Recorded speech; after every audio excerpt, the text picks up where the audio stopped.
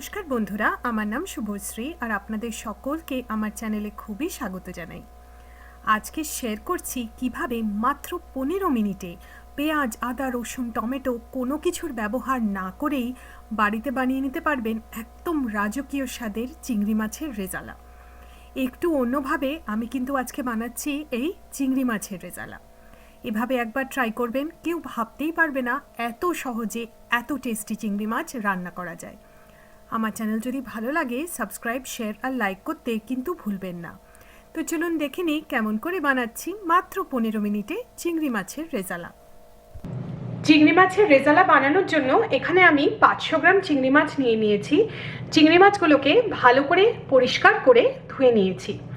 প্রথমে চিংড়ি মাছগুলোকে একটু ম্যারিনেট করে নেব। দিয়ে দিচ্ছি সামান্য হলুদ গুঁড়ো, সামান্য লঙ্কা গুঁড়ো আর সামান্য নুন। সব কিছু ভালো করে মিশিয়ে নেব আর এই ম্যারিনেটেড চিংড়ি মাছগুলোকে 10-15 মিনিট রেখে দেব। এবারে চিংড়ি মাছগুলোকে ভেজে নেব। তার জন্য দিয়ে দিচ্ছি 2 টেবিল চামচ সাদা তেল। তেলটাকে খুব ভালো করে গরম করে নেব। তেলটা গরম হয়ে গেছে, এর মধ্যে এবারে চিংড়ি মাছগুলোকে সব দিয়ে দেবো। সবটা চিংড়ি মাছ দিয়ে দিন। চিংড়ি মাছগুলোকে এবারে মিডিয়াম হাই ফ্লেমে আমরা 3-4 মিনিট ভেজে নেব।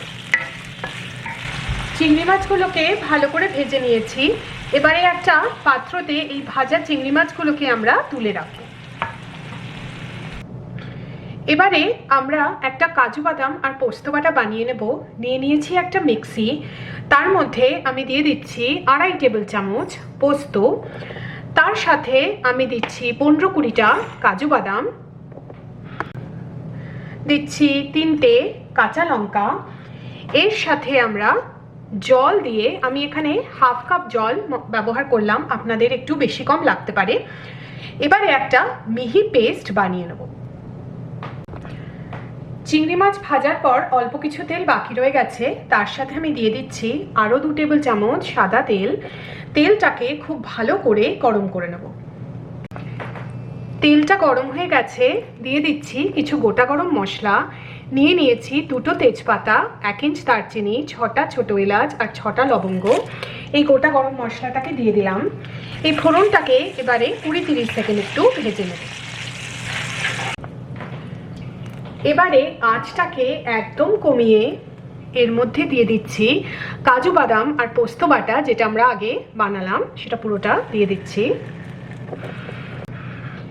এবারে মিডিয়াম লো আছে আমরা এই কাজু বাদাম আর পোস্ত বাটাটাকে 3-4 মিনিট ভালো করে কষিয়ে নেব। কাজু বাদাম আর পোস্ত বাটাটাকে কষিয়ে নিয়েছি। দেখছেন এখন এই কাজু পোস্ত বাটাটা অনেকটা ঘন হয়ে গেছে আর এরকম একটু লাম্পি টেক্সচার এসে গেছে। ভালো করে কিন্তু এই কাজু পোস্তটাকে আপনারা কষিয়ে নেবেন। এর মধ্যে এবারে দিয়ে দিচ্ছি 1 চা চামচ কাশ্মীরি লঙ্কা গুঁড়ো, এটা আমি কালারের জন্য দিলাম। তার সাথে আমি সামান্য একটু জল দিলাম। দিয়ে এবারে এই মশলাটাকে আরও 2-3 মিনিট মিডিয়াম লো আছে একটু কষিয়ে নেব। মশলাটাকে কষিয়ে নিয়েছি।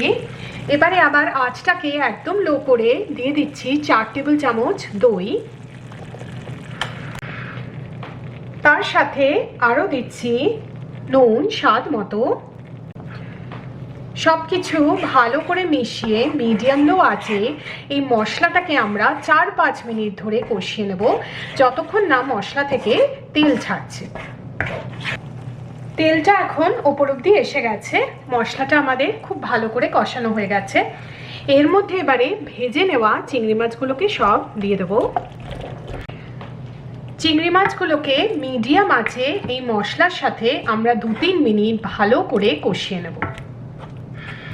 চিংড়ি মাছটাকে মশলার সাথে ভালো করে কষিয়ে নিয়েছি। এর মধ্যে এবারে দিয়ে দিচ্ছি সামান্য জল। আমি প্রায় 1 কাপ মতো জল দিলাম। তার সাথে আরও দেব 3টে কাঁচা লঙ্কা, জাস্ট আমি এটা ফ্লেভারের জন্য দিচ্ছি। এবারে ঢাকা দিয়ে মিডিয়াম লো আছে আমরা চিংড়ি মাছগুলোকে 2-3 মিনিট রান্না হতে দেব। আমাদের এই চিংড়ি মাছের রেজালা অলমোস্ট তৈরি। সব শেষে আমি দিয়ে দিচ্ছি সামান্য রোজ ওয়াটার। এটা আমি এসেন্সের জন্য দিলাম, আপনারা স্কিপ করতে চাইলে নিশ্চিত করতে পারেন। আর দিচ্ছি সামান্য কেওড়া ওয়াটার, কয়েক ড্রপ। দিচ্ছি 1 চা চামচ ঘি।